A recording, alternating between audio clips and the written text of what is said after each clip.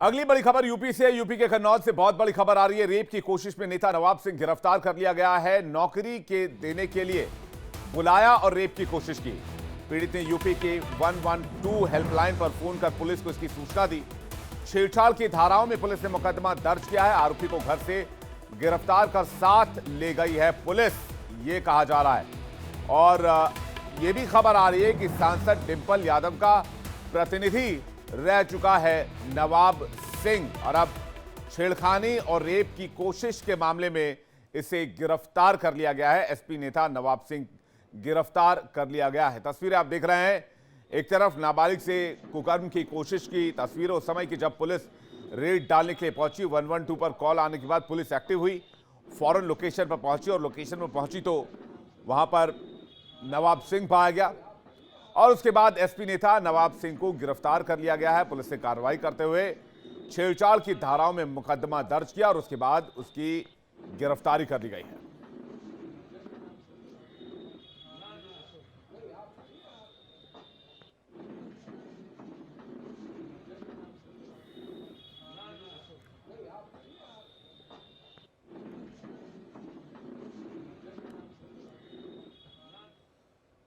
इससे पहले आपको याद होगा कि समाजवादी पार्टी के नेता पर अयोध्या में भी ऐसे ही आरोप लगते थे। आरोपी मोइन खान ने अपने नौकर के साथ मिलकर नाबालिग के साथ गैंगरेप किया था, जिसमें समाजवादी पार्टी की खूब किरकिरी की गई थी।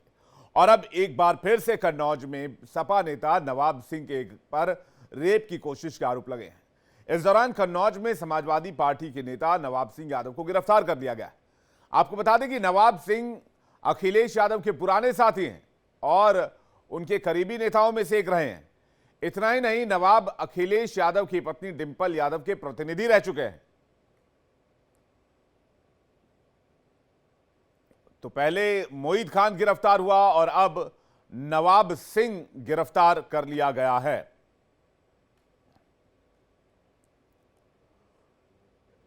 दो मामले सामने आए, दोनों में ही समाजवादी पार्टी के नेता की भूमिका संदिग्ध नजर आ रही है। आरोप लगे हैं, गंभीर आरोप लगे हैं और दोनों मामलों में कार्रवाई हो चुकी है। दोनों मामलों में आरोपी को गिरफ्तार कर लिया गया है। पहले मोईद खान और अब एसपी नेता की गिरफ्तारी हुई है। कन्नौज में नवाब सिंह गिरफ्तार कर लिया गया है।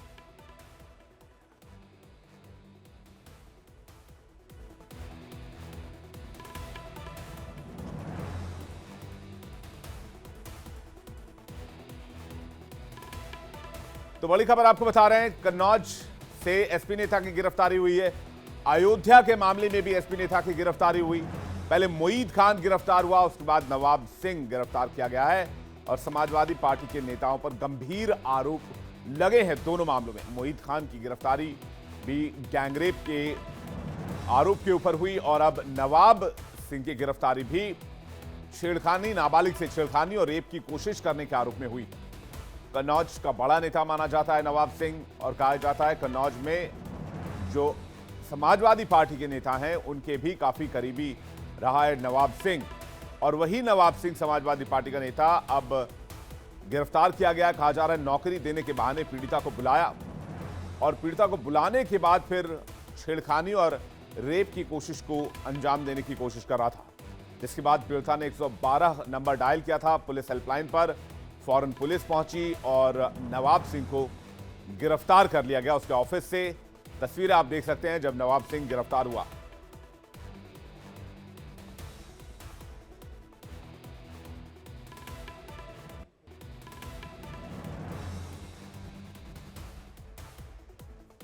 थाना पुलिस और पीआरबी मौके पे पहुंची थी, जहां पे लड़की को बरामद किया गया और आपत्तिजनक हालत में अभियुक्त नवाब सिंह को भी हिरासत में लिया गया। इसमें तहरीर के आधार पर सुसंगत धाराओं में भारतीय न्याय संहिता और पॉक्सो एक्ट में मुकदमा पंजीकृत किया गया है। इसमें अभियुक्त को गिरफ्तार कर लिया गया है और विधिक कार्रवाई की जा रही है। नौकरी के नाम पे ये लड़की और इसकी बुआ इसको लेके वहाँ पे कॉलेज में गए थे। उसके बाद इस प्रकार की घटना हुई है और तहरीर के आधार पर मुकदमा पंजीकृत किया गया और विधिक कार्रवाई की जा रही है।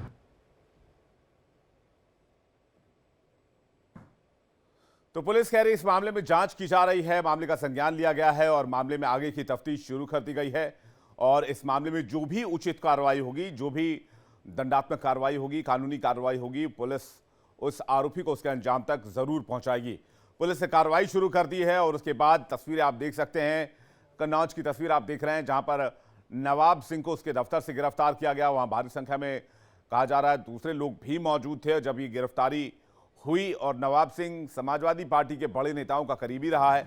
और आपको बता दें कि एक पीड़िता जिसने ये आरोप लगाया उसका कहना है कि नौकरी का बहाना बनाया, नौकरी देने का भरोसा दिया, उसके बाद जब बुलाया तो छेड़खानी की कोशिश करने लगा नवाब सिंह और रेप की कोशिश भी कर रहा था, जिसके बाद पीड़िता ने 112 डायल किया और 112 डायल करने के बाद पुलिस आई, पुलिस एक्शन में आई, पुलिस ने नवाब सिंह को गिरफ्तार कर लिया है।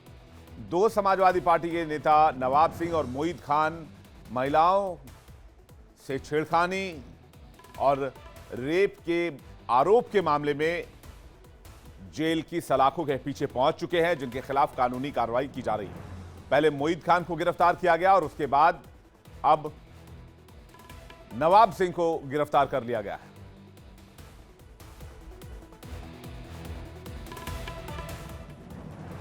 कन्नौज से पंकज हमारे साथ जुड़ रहे हैं, सीधे उनके पास चलते हैं।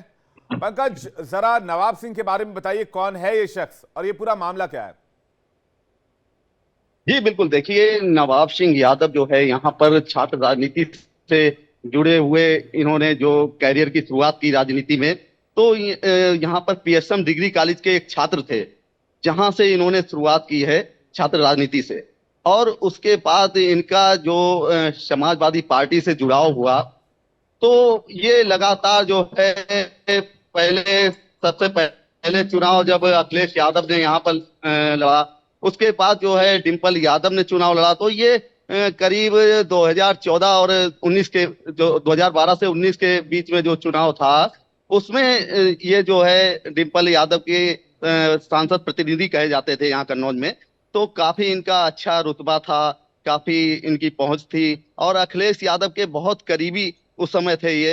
तो जिस तरीके से समाजवादी पार्टी में यहाँ पर इनको कन्नौज में मिनी मुख्यमंत्री भी कहा जाता था। जी अच्छा, और ये पूरा मामला क्या है? ये नौकरी दिलाने के नाम पे एक लड़की को बुलाता और उसके बाद छेड़खानी और रेप की कोशिश का आरोप है।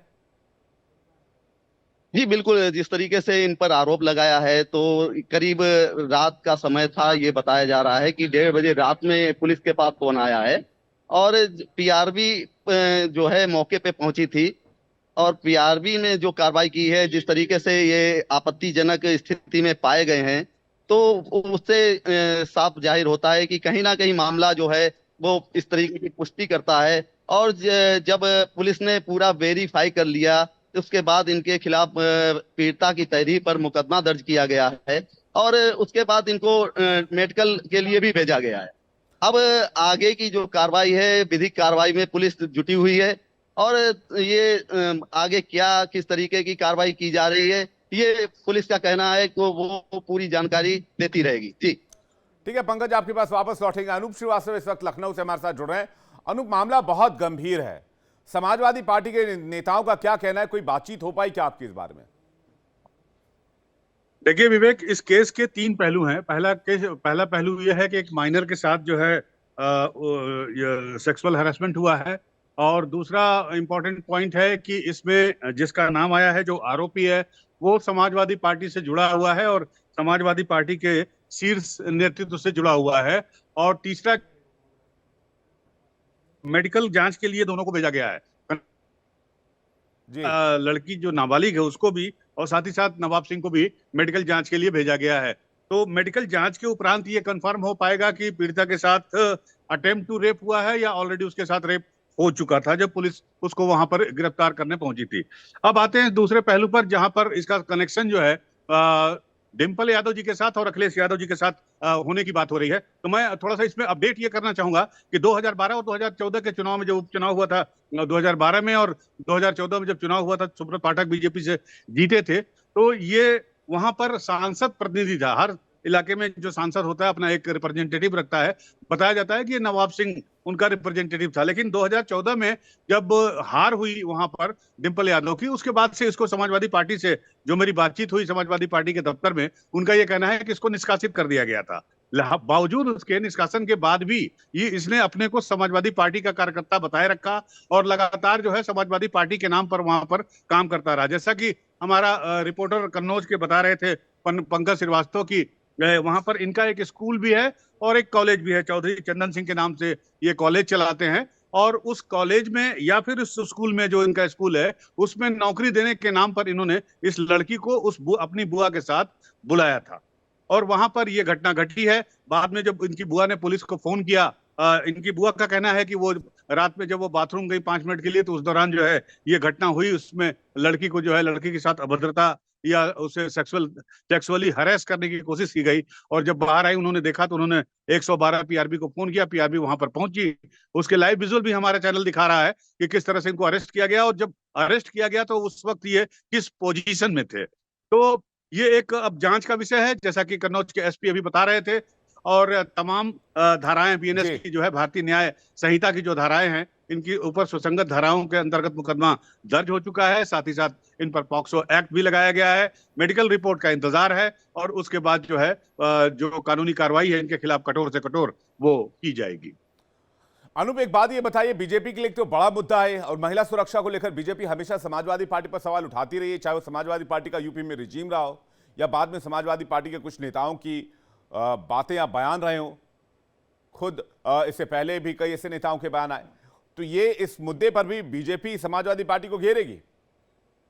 बिल्कुल घेरेगी, बिल्कुल घेरेगी, इसमें कोई शक नहीं है। और घेरने की तैयारी शुरू भी हो चुकी है। समाजवादी पार्टी पर हमले शुरू भी हो चुके हैं। बीजेपी के प्रवक्ता और बीजेपी के नेताओं ने कहना शुरू भी कर दिया है। मेरी सुब्रत पाठक से बात हुई कन्नौज में, जिन्होंने अखिलेश यादव के खिलाफ चुनाव लड़ा था। उन्होंने मेरे से यही कहा टेलीफोनिक टॉक में कि ये समाजवादी पार्टी के कार्यकर्ताओं या समाजवादी पार्टी का चरित्र है, इनका चाल चेहरा चरित्र यही है और इसीलिए जो है ये एक के बाद एक ये घटनाएं हो रही हैं। विवेक, मैं ये भी कहना चाहूंगा कि इसमें शीर्ष नेतृत्व का कोई प्रत्यक्ष या अप्रत्यक्ष रूप से कोई जुड़ाव नहीं है, लेकिन निश्चित रूप से ऐसे तत्व, ऐसे जिनको गुंडा एलिमेंट्स कह सकते हैं या जिनको अराजक तत्व कह सकते हैं, जिनको समाज विरोधी तत्व कह सकते हैं, ऐसे लोग निश्चित रूप से समाजवादी पार्टी में हैं और पार्टी का शीर्ष नेतृत्व या पार्टी का जो नेतृत्व है या जो संगठन के पदाधिकारी हैं, ऐसे लोगों के खिलाफ आंखें मूंदे रहते हैं। लिहाजा पूरी की पूरी किरकिरी जो है समाजवादी पार्टी के नेतृत्व और पार्टी की होती है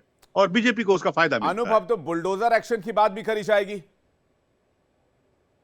सवाल अपना दोहरा दीजिए। मैं कह रहा हूं अब तो बुलडोजर एक्शन की बात भी की जा रही है।